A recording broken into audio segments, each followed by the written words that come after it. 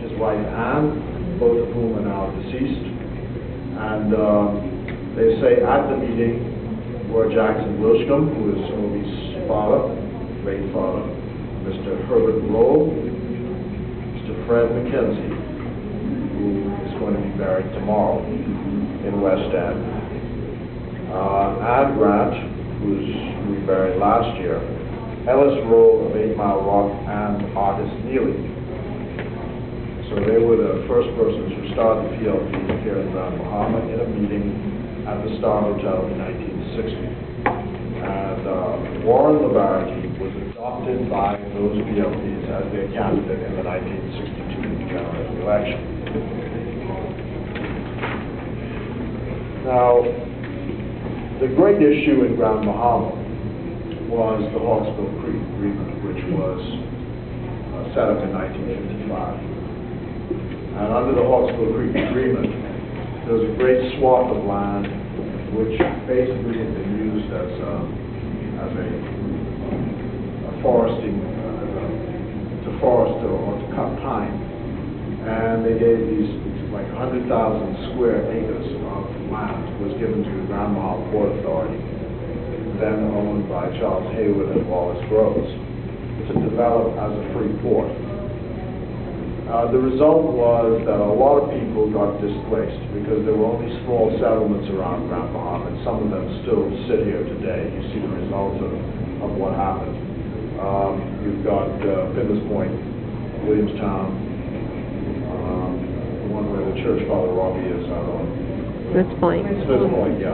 All of those were communities displaced as a result of Freeport coming here. At one point there used to be a gate at the road which leads out to 8 Mile Rock. And that was a source of some controversy because in the Hawksbill Creek in its first incarnation, the port really had authority over whether you could enter or stay. Even immigration powers were arrogated to the port. And there was a demonstration here in 1965 involving a case involving a man named Preacher Hall, who was a taxi driver who received a letter from the Port Authority banning him from Freeport. And this led to the arrest of taxi drivers demonstrating for his rights, and it even included their lawyer, who was the late Sir Lyndon Pinland. And he was, John Bailey was the magistrate sitting at the time. I think he was, Sir Lyndon was not detained for very long. He was later released. Now, what I'd like to come to, I'm going to just switch back to Nassau for a minute, but what I'd like to come to at some point is the reason why the PLP finds itself in the position it does in Grand Bahama today. And this largely has to do with what happened after Maurice Moore left the PLP in 1971, or 1970, when the dissident 8 voted against the PLP. In the vote of no confidence in the House of Assembly, and what happened in those subsequent elections. Now, where it left off is the PLP now sits in 1956. 6 members of Parliament are sitting in the House. And then the general strike takes place in 1958. The anniversary of the general strike comes up on the 19th of January.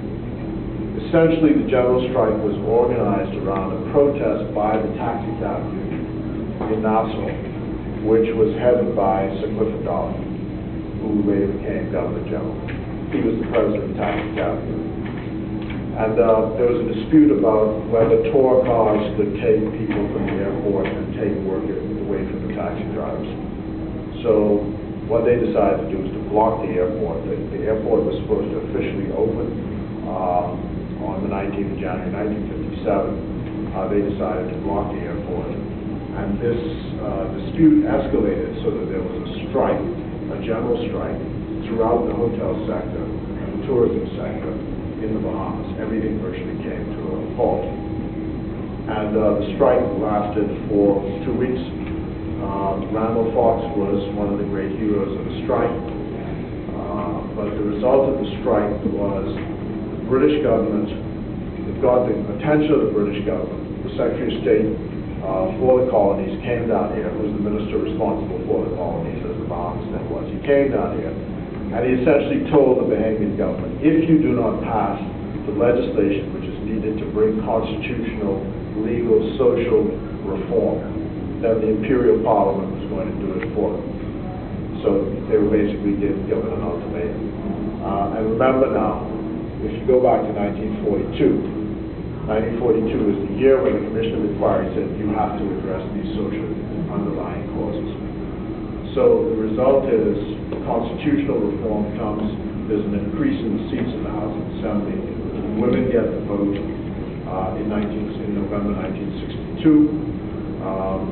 The anniversary of that and its success is coming up shortly as well, because Dr. Doris Johnson, as she then was, she's now deceased, but later Dame Doris Johnson, addressed the members of the House of Assembly and the Magistrates Court, pleading for women to get the vote. There was a suffragette movement headed by Mary Ingram and other women like Georgiana Simonet, who is Allison Maynard Gibson's grandmother, and they all fought. Mary Ingram is the grandmother of Senator Holy Strachan, and they all got together and they fought for this, and women were granted the vote for the first time in 1962.